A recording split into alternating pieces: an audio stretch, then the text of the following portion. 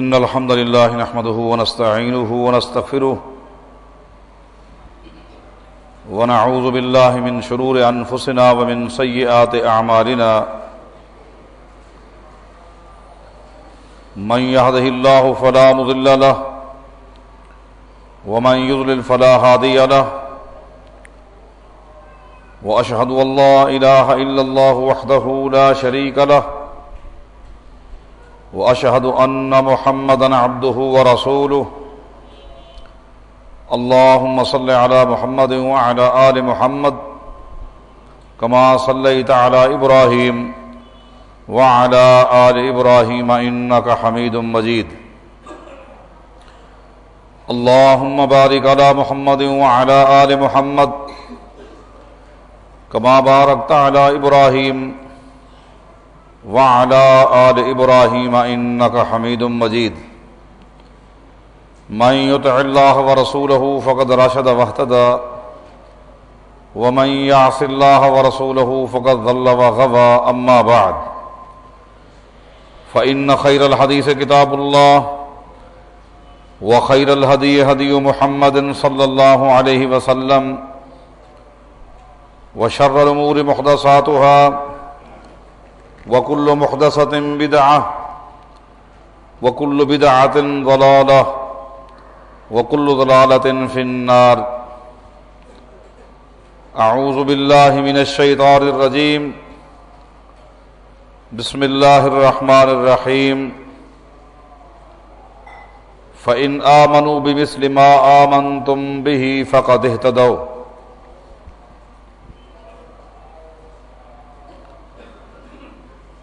سیرت صحابہ کرام رضوان اللہ علیہم اجمعین کے عنوان پر مسلسل گفتگو ہو رہی ہے۔ صحابہ کرام رضوان اللہ علیہم اجمعین کے عقیدے کے متعلق، ان کے منہج کے متعلق، ان کی دینی خدمات کے متعلق، ان کی قربانیوں کے متعلق، ان کی عظمت، ان کی شان، ان کی منقبت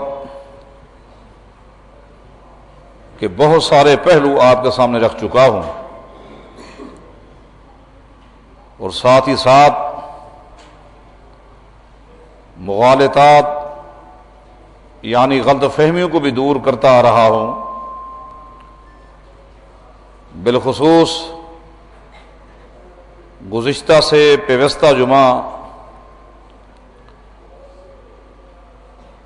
ایک گھٹیا ترین اور غلیظ جملے کا ایک طرح کا جواب ہی تھا۔ رجال کشی والے نے جو جملہ لکھا ہے اور میں وہ آپ کو بتا چکا ہوں، حمران کے حوالے سے، کہ وہ کہتا ہے کہ میں نے امام باقر سے پوچھا اور کہا کہ ما اقلنا، ہم تو بہت ہی تھوڑے ہیں، ہماری تعداد تو بہت ہی مختصر ہے، لو اجتمعنا علی شاۃ ما افنیناہا، اگر ہم سارے کے سارے ایک بکری پر جمع ہو جائیں تو وہ بکری بھی ہم ختم نہیں کر پائیں گے، آخر اتنا تعداد کیوں کم ہے؟ تو کہتا ہے کہ امام باقر نے آگے سے کہا کہ الا اخبرک بأعجب من ذالک، تو اس تعداد پر تعجب کر رہا ہے، میں اس سے زیادہ حیران کن اور متعجب بات نہ بتاؤں آپ کو؟ قلت بلا، جی ہاں بتائیں۔ کہا کہ المہاجرون والانصار ذهبوا الا ثلاثۃ، جس وقت نبی علیہ الصلوۃ والسلام دنیا سے چلے گئے، آپ کے جانے کے بعد جتنے مہاجرین اور جتنے انصار تھے سارے کے سارے مرتد ہو گئے تھے، سوائے 3 مسلمانوں کے، العیاذ باللہ۔ اس غلیظ جملے کو سامنے رکھ کر مہاجرین کبار صحابہ کرام کی عظمت آپ کے سامنے پیش کر چکا ہوں۔ نبی علیہ السلام کی زندگی میں اور آپ کے جانے کے بعد بھی سیدنا ابوبکر صدیق رضی اللہ تعالیٰ عنہ، سیدنا عمر بن خطاب رضی اللہ تعالیٰ عنہ، سیدنا جعفر رضی اللہ تعالیٰ عنہ، سیدہ اسماء رضی اللہ تعالیٰ عنہ، سیدہ عائشہ رضی اللہ تعالیٰ عنہ، سیدہ حفصہ رضی اللہ تعالیٰ عنہ، مہاجرین صحابہ اور صحابیات کی قربانیاں، ان کی دینی غیرت آپ کے سامنے پیش کر چکا ہوں۔ آج میرا ارادہ یہی ہے کہ صرف اور صرف انصار صحابہ رضی اللہ عنہم کی عظمت کو، ان کی قربانیوں کو، ان کی دینی خدمات کو، ان کی شان اور رفعت کو دلائل کی دنیا میں آپ کے سامنے پیش کروں، اور انصار کی عظمت کو بیان کرنے کے لیے اتنا ہی کافی ہے کہ اس مکالمہ کو آپ کے سامنے رکھتا ہوں، جس مکالمہ کو، جس شفوی کلام کو، جس محادثہ کو، کنورسیشن کو کبار محدثین نے اپنی اپنی کتب میں بیان کیا ہے۔ آپ کو معلوم ہے انصار کے دو قبیلے تھے، ایک اوس ہے اور ایک خزرج ہے۔ دور جاہلیت میں ان کی شدید لڑائیاں تھیں، لیکن جو ہی اسلام میں دونوں قبیلے داخل ہو گئے، رحماء بینہم، آپس میں شیر و شکر ہو گئے، محبت، الفت، پیار، یارانہ، دوستانہ، ایک دوسرے کے اوپر جان نچھاور کرنے لگ گئے، اور دوستانہ ماحول میں یہ آپس میں گفتگو بھی کرتے، دوستانہ ماحول میں آپس میں مناظرے بھی کرتے تھے۔ ایک مکالمے کو محدثین نے پیش کیا ہے کہ ایک دن ان دونوں قبیلوں کے مرکزی رؤساء بیٹھے ہوئے تھے، خزرج قبیلے کے بھی لوگ اور اوس قبیلے کے لوگ بھی بیٹھے تھے، اور آپس میں ایک دوسرے کو دوستانہ ماحول میں کہتے ہیں۔ خزرج قبیلے کے لوگ کہتے ہیں کہ جو اللہ تعالیٰ نے ہمارے قبیلے کو شان اور مقام دیا ہے، وہ عزت اور وہ شان اوس قبیلے کو اللہ نے نہیں دی۔ اوس قبیلے کے لوگوں نے کہا آپ کو کہنے کا حق حاصل ہے، لیکن ہمارا موقف اس کے برعکس ہے۔ جو اللہ تعالیٰ نے عزت ہمیں دی ہے، جو مقام ہمیں دیا ہے، وہ تمہیں نہیں دیا۔ خزرج نے کہا کہ ہمیں اگر بولنے دیں گے تو ہم بتائیں گے کہ اللہ نے ہمیں کتنا مقام دیا ہے۔ اچھا، یہاں سے اس مکالمے سے اندازہ لگانا کہ وہ جس طرح کے حوالے دیتے ہیں، ان کی گفتگو کے اندر، ان کے حوالوں کے اندر ہی دینی خوشبو ہے، کوئی دنیا داری نہیں، کوئی تصور ہی نہیں ہے۔ کہنے لگے اوس قبیلے کے لوگوں، 4 آدمی ایسے گزرے ہیں جن کا ایک مقام ہے، جن کی ایک عزت ہے، جن کی ایک شان ہے، اور دیکھو کہ چاروں کا تعلق خزرج قبیلے سے ہے، کسی ایک کا بھی اوس کے ساتھ نہیں۔ کون ہے؟ کہنے لگے کہ جس وقت نبی علیہ السلام دنیا سے چلے گئے تھے، سیدنا ابوبکر صدیق رضی اللہ تعالیٰ عنہ کے لیے سب سے مشکل ترین مسئلہ قرآن کریم کو ایک نسخے میں جمع کرنے کا تھا۔ ابوبکر صدیق رضی اللہ تعالیٰ عنہ نے جب اعلان کیا کون کون وہ لوگ ہیں جو نبی علیہ الصلوۃ والسلام سے قرآن کریم سن کر یاد کرنے کے ساتھ ساتھ لکھتے بھی تھے، اگرچہ ترتیب دوسری تھی، جس طرح سن کر لکھ لیتے تھے، تاہم ابوبکر صدیق رضی اللہ تعالیٰ عنہ کے پاس سب سے پہلے جو شخص قرآن کریم کا نسخہ لے کر آیا تھا وہ ابو زید ہے رضی اللہ عنہ۔ ابوبکر صدیق کی آنکھیں ٹھنڈی ہو گئی تھی، اس قدر خوش ہوئے کہ خوشی میں آنکھوں میں سے آنسو نکل آئے تھے۔ انتہائی فکر کا مسئلہ تھا، ابو زید لے کر آ گئے کہ اس پورے میرے نسخے کے اندر ایک ایک حرف وہ ہے جو میں نے کسی اور سے نہیں بلکہ اپنے کانوں سے محمد اور رسول اللہ سے سنا ہے۔ ترتیب کو احادیث کے سامنے رکھ کر دیا گیا، مرتب کیا، یہ الگ چیز ہے۔ خزرج قبیلے کے لوگ کہنے لگے دیکھو اس امت کے اوپر ایک بہت بڑا ایک امتحان آیا،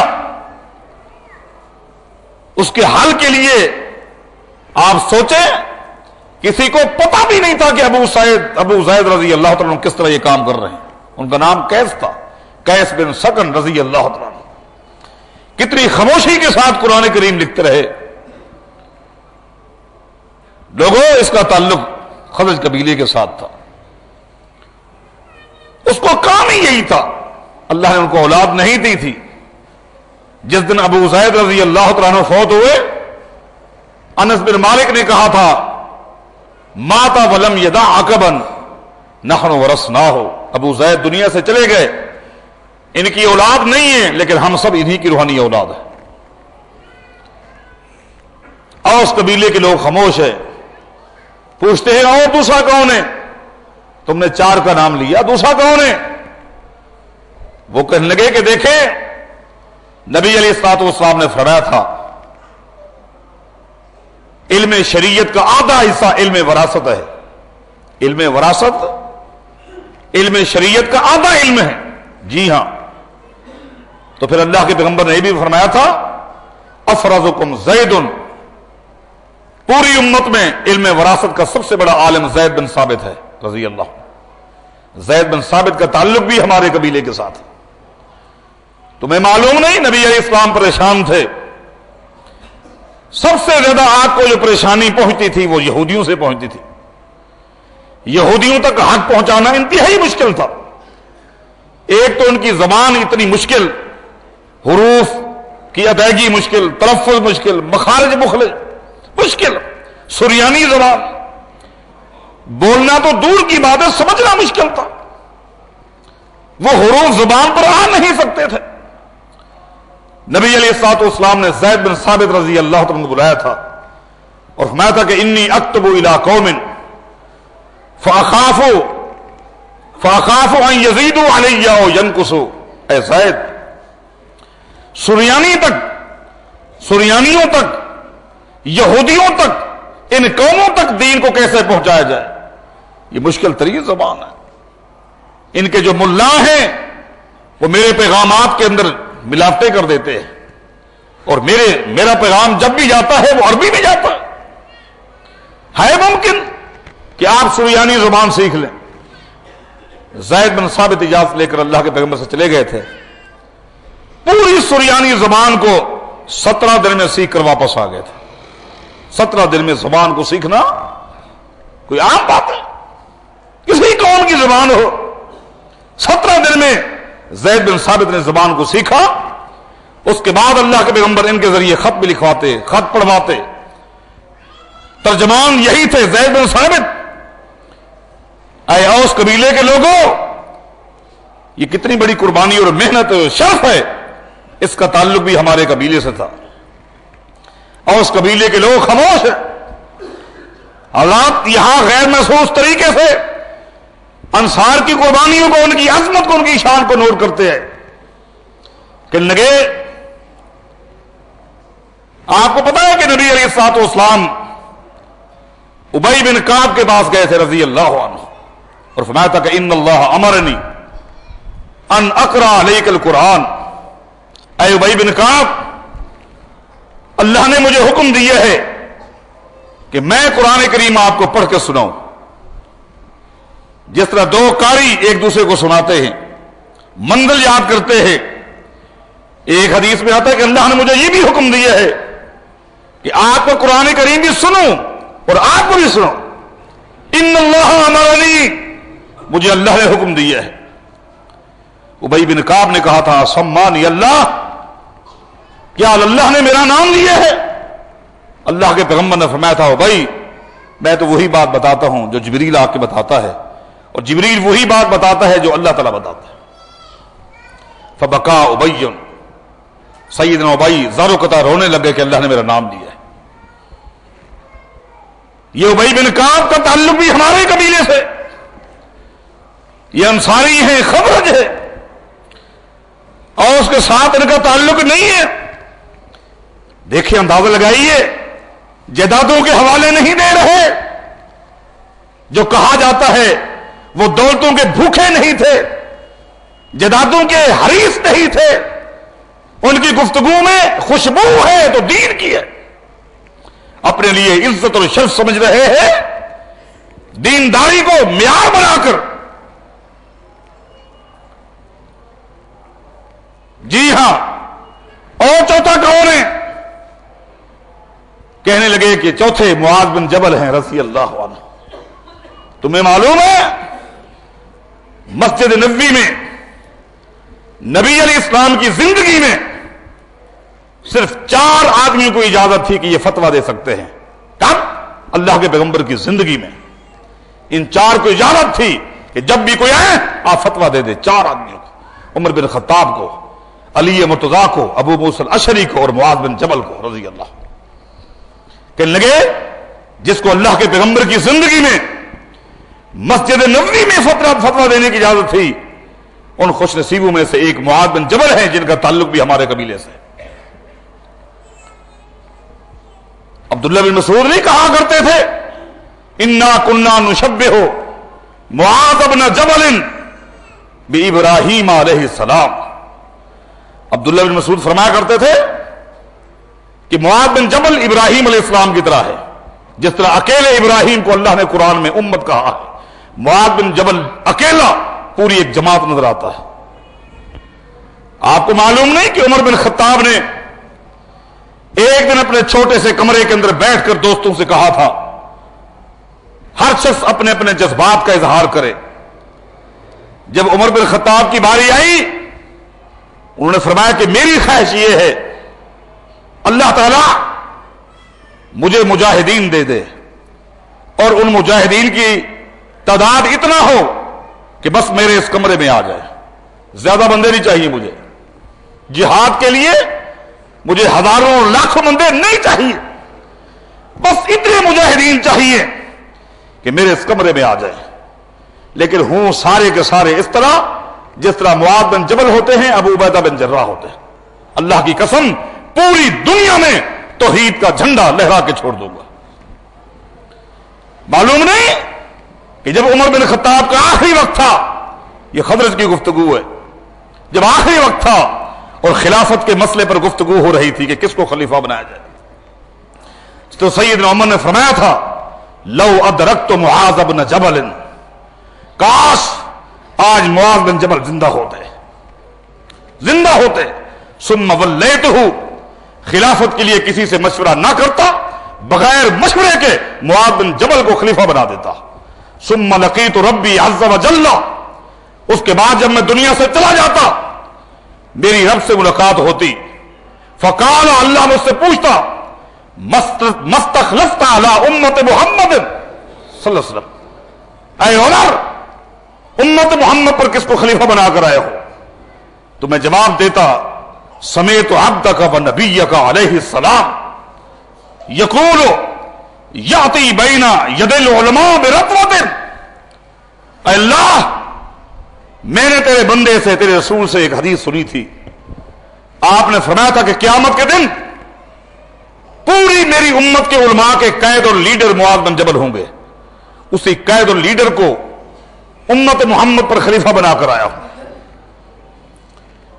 تمہیں معلوم نہیں نماز کا شروع کا طریقہ کیا تھا؟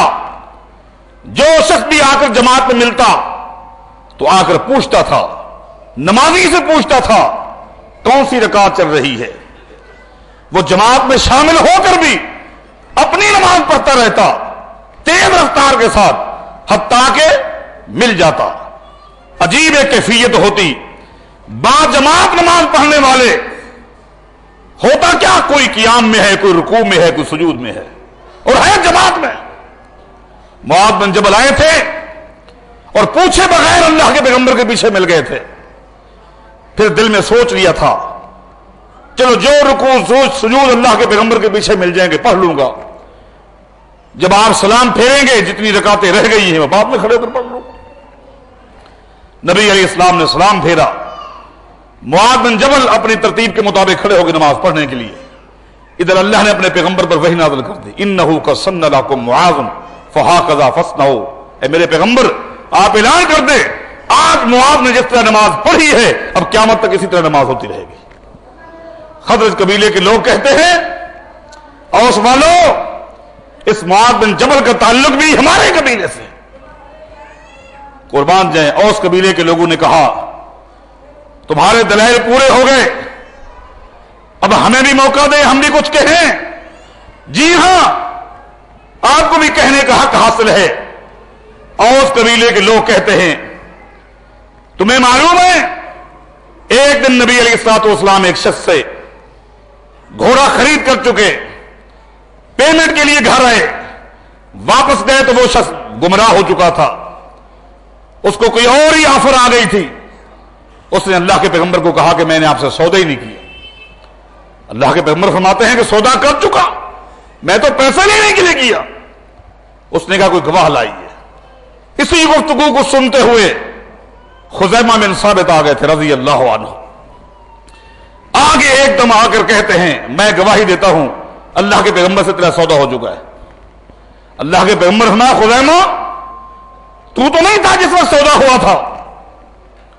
اللہ کے پیغمبر بے تصدیق کا یا رسول اللہ میرا تو ایمان اسی چیز کو نام ہے، میرا تو دین ہی یہی ہے، میرا تو اسلام ہی یہی ہے کہ جو کچھ آپ کی زبان سے نکلے اسی کو میں ہی مان لوں۔ آپ نے نہیں کہا کہ سودا ہو چکا ہے، میں اس وقت نہیں تھا لیکن یہ جملہ میرے کان میں آیا، آپ اسے کہہ رہے تھے کہ سودا تو ہو چکا۔ بے تصدیق کا یا رسول اللہ رسول آپ کی تصدیق کے لیے یہی میرا دین ہے۔ فجعل شہادت خزیمہ بشہادت رجلین، لوگوں اور خزرج قبیلے کے لوگوں اللہ کے پیغمبر نے کیا فرمایا؟ اس پوری امت کے واحد خزیمہ بن ثابت ایک ایسے شخص ہیں جس اکیلے کی گواہی کو اللہ کے پیغمبر نے دو کی گواہی کہی ہے کہ دو کے گواہوں کے قائم مقام خزیمہ کی گواہی ہے۔ اس خزیمہ بن ثابت کا تعلق اگر ہے اوس قبیلے سے، حوالے دیکھے کہنے لگے تمہیں معلوم ہے نبی علیہ الصلوۃ والسلام نے 10 افراد پر مشتمل ایک وفد سریہ کے حوالے سے بھیجا جس کے سپہ سالار عاصم بن ثابت تھے رضی اللہ تعالیٰ عنہ۔ مکے کے قریب پہنچے، مکے والوں نے دیکھا عاصم بن ثابت کو دیکھ کر تپ گئے، خاص طور پر کیونکہ بدر کے میدان میں مرکزی مشرکین مکہ کے روسا عاصم بن ثابت رضی اللہ تعالیٰ عنہ کی تلوار کی زد میں آ کر مردار ہوئے تھے، نیزے برسائے۔ جب عاصم بن ثابت کو یقین ہو گیا اب زندگی کی وفا ختم ہو گئی، عاہد اللہ یمسہ مشرکا، عاصم بن ثابت نے آسمان کی طرف نگاہ اٹھائی اور کہا کہ اللہ ایک ہی درخواست ہے، وہ درخواست یہ ہے کہ میرے جسم کو کوئی مشرک ہاتھ نہ لگائے۔ یہ کہا روح پرواز کر گئی، مشرکین دوڑے، جسم کو کاٹیں، بے حرمتی کرے۔ مشرکین کے قریب آنے سے پہلے شہد کی مکھیوں کے چھتے اللہ نے بھیج دیے جنہوں نے آ کر دیوار بنا لی اور عاصم کی حفاظت کر لی، حتیٰ کہ پورے میدان میں شہد کی مکھیاں زور لگایا، ناکام ہو گئے۔ ادھر اللہ نے جبریل کے ذریعے اپنے پیغمبر کو عاصم بن ثابت کی شہادت کی بھی اطلاع دی۔ اللہ کے پیغمبر نے مدینہ سے سوار پر نوجوان بھیجے، جائیں۔ جب گھوڑے پر سوار ہو کر آئے بس ان صحابہ کو دیکھتے گئے اور مکھیاں سائڈ پر ہوتی گئی۔ انہوں نے عاصم بن ثابت کی لاش کو جب اٹھایا، کئی دن گزرنے کے باوجود بھی صحابہ کہتے ہیں اللہ کی قسم یوں لگتا تھا کہ عاصم نیند کی حالت میں۔ اے خزرج قبیلے کے لوگوں، اس عاصم بن ثابت کا تعلق بھی اگر ہے تو ہمارے قبیلے سے۔ پھر کہا کہ تمہیں معلوم ہے غزوہ احد میں 70 کے قریب صحابہ شہید ہوئے، ان میں سے ایک حنظلہ بھی ہیں رضی اللہ تعالیٰ عنہ۔ نبی علیہ الصلوۃ والسلام نے فرمایا انی اری الملائکۃ تغسلہ۔ مسئلہ عجیب ہے، 70 کے قریب صحابہ شہید ہوئے ہیں، لیکن میں دیکھ رہا ہوں زمین آسمان کے درمیان چاندی کا ایک برتن ہے، اس برتن کے اندر حنظلہ کو بٹھایا ہوا ہے اور فرشتے غسل دے رہے ہیں، فرشتے غسل دے رہے ہیں۔ فَاسْأَلُوا صَاحِبَتَهُ، جاؤ ان کی بیوی سے پوچھو کیا ماجرا ہے، کیا مسئلہ ہے کہ فرشتے غسل دے رہے ہیں حنظلہ کو۔ یہ بات بیان کر کے فارغ ہوئے، ایک صحابی نے پیچھے سے آ کے عرض کیا اللہ کے رسول صلی اللہ علیہ وسلم، یہ سامنے حنظلہ کی بیوی آئی ہوئی، وہ آپ سے ملنا چاہتی ہے۔ اللہ اکبر کبیر، ہاں بلاؤ۔ عرض کرتی ہے کہ راز کا مسئلہ ہے، جس وقت ہمارے گھر کے سامنے غزوہ احد کے حوالے سے منادی ہوئی خرج وہو جنب، اس وقت حنظلہ کے اوپر غسل فرض تھا۔ اتنا جذباتی ہوا کہ تلوار لے کر کود پڑا، غسل تک نہیں کیا، یہ بتانے کے لیے آئی۔ فرمایا لذالک تغسلہ الملائکہ، اچھا یہی مسئلہ ہے کہ فرشتے حنظلہ کو غسل دے رہے ہیں۔ اے خزرج قبیلے کے لوگوں، تمہیں معلوم ہے کہ حنظلہ کا تعلق بھی ہے تو ہمارے قبیلے سے، اندازہ لگائیے، ان کی دینداری دیکھیے۔ تم کہتے ہو مرتد ہو گئے، بے دین ہو گئے، دنیا کے ہوس تھا ان کو، حریص تھے، نعوذ باللہ من ذالک۔ اور اس قبیلے کے لوگ کہتے ہیں تمہیں معلوم ہے غزوہ خندق کے بعد جس وقت نبی علیہ الصلوۃ والسلام نے بنو قریظہ کے یہودیوں پر چڑھائی کی، انہوں نے مقابلہ نہیں کیا، ہتھیار پھینک دیے، البتہ یہ کہنے لگے ہم محمد کے فیصلے کو نہیں مانتے صلی اللہ علیہ وسلم، ہاں سعد بن معاذ جو فیصلہ دیں گے ہم اس کو مان لیں گے۔ سعد بن معاذ جنہیں غزوہ خندق کے اندر تیر لگا ہوا تھا اور وہی مدینہ میں ہے، نبی علیہ الصلوۃ والسلام نے ان کو بلوا لیا، فرمایا کہ یہ آپ کے فیصلے کے منتظر ہیں۔